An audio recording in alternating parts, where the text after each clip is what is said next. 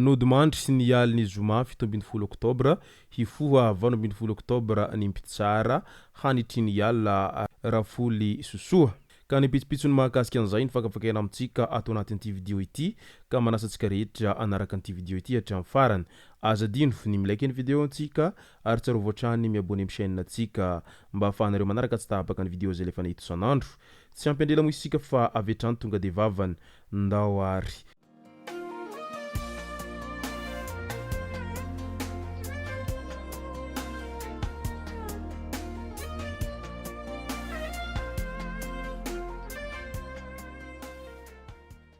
ny tonga tsy miaraba hono na mantesitra ka dia faly miaraba isika rehetra mpanaraka tsy tabaka an'ity chaîne ity tenako am'ty androandroany ity arakin'izay efa natsipiko zay dia ny mahakasika ny vaovampalahelo no tena iompanantsika ato anatin'ity video ity fa milohan'izay dia andao aloha resantsika ireto tsara ho fantatra manaraka ireto ankoatra ny any commune sabotsy namehana dia novaina ihany koa ny lokony brown commune ambanivohitry ny ambohy mangakely izay ny loko volomboasary teo aloha ka novain'izy ireo loko hafa moa izany amin'izao ankehitriny zao ho mariky ny fanazavana izay misy ao Madagasikara ao amin'izao ankehitriny zao ale de baobab morondava efa niresitra ity aleo baobab ity tamin'iny herinandro iny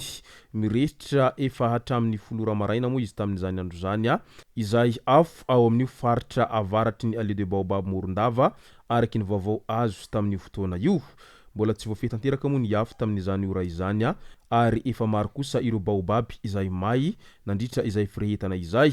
tonga tany an-toerana ny mpamonjy voina izay niezaka namono ny afo sy ny fehin'ny afo izay voafehy tanteraka ny afo tao anatin'izay fahamaizana tamin'ity ale de baobab morondava ity hatrany Europa takina ny fahafahana mifidin'ireo diaspora malagasy namoaka fanambarana ireo mpikambana ao amin'ny antoko malagasy miara-miainga ao Europa ao izay mitaky fahafahan'ireo diaspora malagasy mandray anjara amin'ny fifidianana izay ho tanterahana ao Madagasikara izay zo fototra ho izy ireo hatrany miantso tompon'andraikitra na amin'izao fotoana izao na izay ho avy eo arak'izany izy ireo hampiditra anatin'ny laharam-pahamehana amin'izao fanovana rafitra ny firenena izao ny fahafahan'ireo diaspora malagasy izay mandray anjara amin'ny fifidianana ary angatahan'izy ireo ny fametrahana haingana ireo andinin-dalàna sy ireo fepetra-takina azo antoka hahafahana manatanteraka izany ka handraisany ireo malagasy monina any ivelany anjara amin'izay fifidianana izay miantso ny herivelona rehetra amin'ny diaspora izy ireo hivondrona hiray feo amin'ity fitakina ity lavitry ny fisarahan-kevitra politika sy izay foto-kevitra ijoroany tsirairay nanamafy ny Europa fa miaro hatrany ny mahateratany malagasy iray manontolo na aiza ny toerana misy azy ireo miaro ny fampitoviana tsy misy fanavakavahana amin'izay dingana hirosona handraisana fanapahan-kevitra nasionaly ary miaro ny demokrasia hamafisy ny fandraisana anjarany malagasy iray manontolo amin'ny mahantoko politika vonina sy mandray anjara ny malagasy miara-miainga ao Europa izay tsy miamboho hisolo tena ireo diaspora izy ireo fa kosa manatanteraka ny adidy amin'ny fampanenona laklosy sy ny fiarovana ny zo fototra entanina arak'izany ireo vondrona fikambanana diaspora hanatevin-daharana amin'ny finiavana ity hahafahana mandolotra feo iray ho an'ny fahamarinana demokratika ary ny fanovana rafitra nasionaly araky ny hoe izay manoro lalana mahitsy mamindra aina ho izy ireo hatrany Brikaville indray olona misa 3 no maty ny lozan'ny famoivoizana tamin'iny andro ny omaly tolakandro iny fiarabe iray izay saika hiazony Antananarivo no tradoza teo amin'ny tetezana hiditra any Brikaville ny tolakandro ny omaly iny raha ny voalazany nanatry maso dia olona misa 3 no namoy ny aina nandritra izay loza izay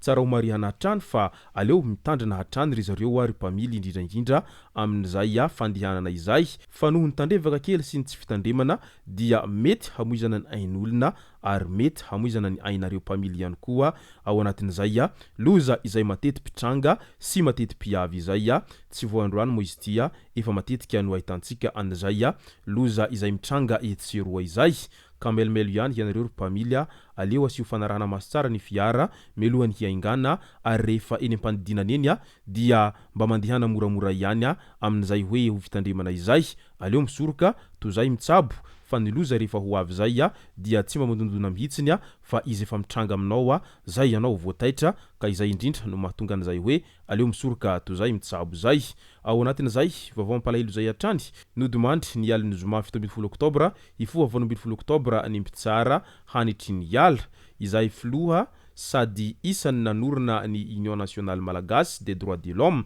na INMDH ary nisahana andraikitra teo amin'ny commission électorale nationale indépendante pour la transition na senity ihany koa.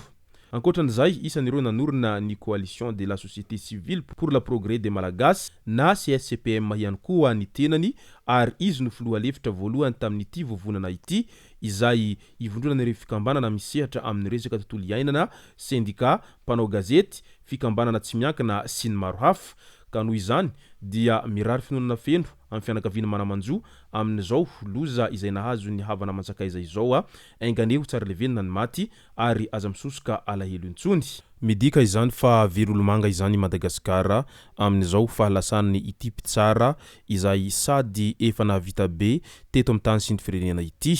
Miondrika ampanajana tanteraka tompoka ary miara miory amin'ny fianakaviana manamanjo amin'izao loza izay nahazo an'ity Mpitsara ity. Ny tsara vitanao dia mipetraka ho tantara foana ary tsy ho maty mihitsy izany tsara vitanao rehetra teto amin'ny tany sy ny firenena izany na dia efa lasa ankorazana aza ianao fa ilay tantara dia mitoetra foana tao anatin'izay zava-bitanao rehetra nandritra ny androm-piainanao izay moa ilay mahatonga ilay fitenenana manao hoe manaova ny tsara hatrany raha mbola velonaina satria ireny tsara vitanao ireny dia mipetraka ho tantara foana fa tsy ho faty ao ampon'ireo olona izay nahita sy nigoka an'izay tsara avy taminao izay rehetra tsara vitanao zay. Ny fiainana mandalo ny tsika zanak'olombelona mandalo dia miserana ihany eto ambonin'ny tany eto fa ireo tsara vita dia mipetraka ho tantara ary mitoetra eo anatrehany rehetra sy eo amin'ny fiarahamonina foana izay tsara rehetra vita hatramin'izay. Misaona tanteraka arak'izany ny tontolon'ny fitsarana ao Madagasikara ao amin'izao ankehitriny zao noho ny fahalasana n'ity Mpitsara izay isan'ny nahavita be teo amin'ny andraikiny teo amin'ny tany sy ny firenena izay moa no masaka azona roso tao anatin'ity video ity tomboka lasy tomboka vavy misaotra antsika rehetra nanaraka an'ity video ity hatramin'ny farany azadino ny milaiky ny video antsika ary tsarovatra trano ny miabone amin'ny chaîne antsika mba ahafahanareo manaraka tsy tapaka ny video zay lefa eto sanandro. Tomboko lasy tomboko vavy mankasitraka dia mirary soa.